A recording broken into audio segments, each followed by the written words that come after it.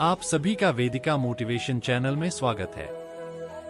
दोस्तों, बच्चे को अच्छे संस्कार कैसे दें?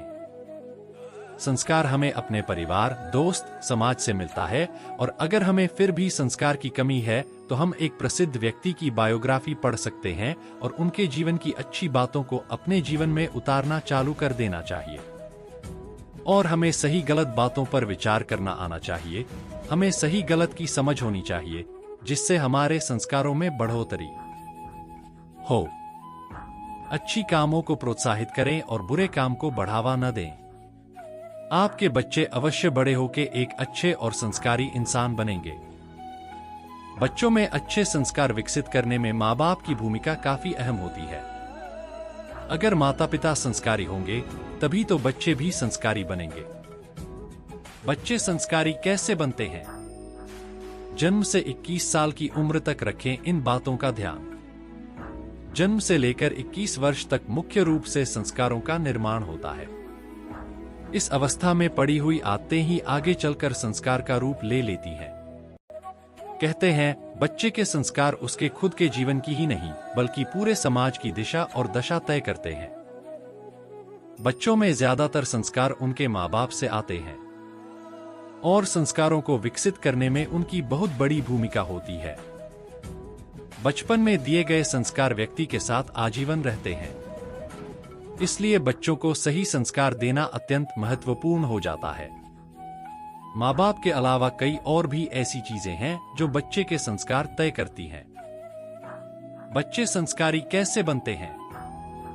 जन्म से लेकर 21 वर्ष तक मुख्य रूप से संस्कारों का निर्माण होता है।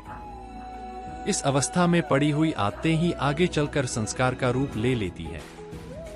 खानपान से लेकर मित्रता और पूजा उपासना तक हर छोटी बड़ी चीज का अपना महत्व होता है।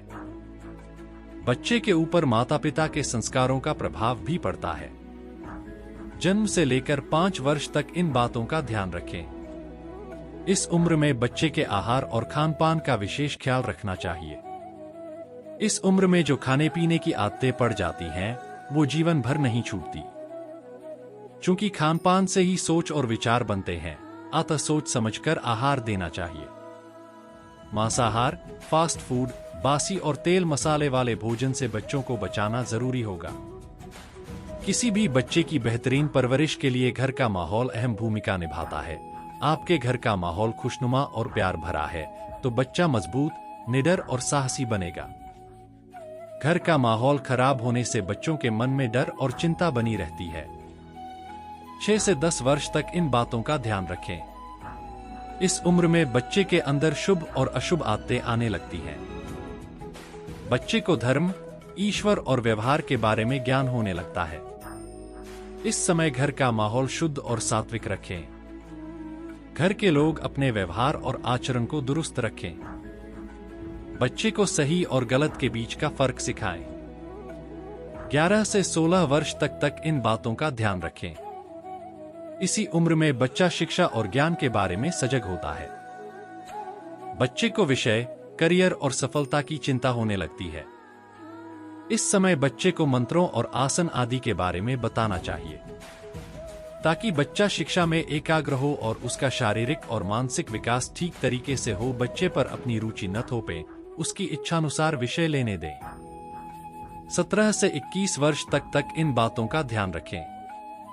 यह उम्र बच्चों के अंदर बड़े रासायनिक परिवर्तन की होती है। सारे संस्कार और अच्छी बुरी आदतें इस उम्र में दिखाई देने लगती हैं। इस उम्र में बच्चों को जिम्मेदारी खुद लेने दें, उनकी सहायता करें। उनके कपड़ों, उनकी जीवनचर्या और उनकी संगति का ध्यान रखें। उन्हें बुजुर्गों के साथ रहने की सलाह दें, साथ ही व्रत उपवास रखने की आदत डालें। रोज एक नई कहानी देखने के लिए मेरे चैनल को सब्सक्राइब कर लीजिए। जय श्री कृष्ण।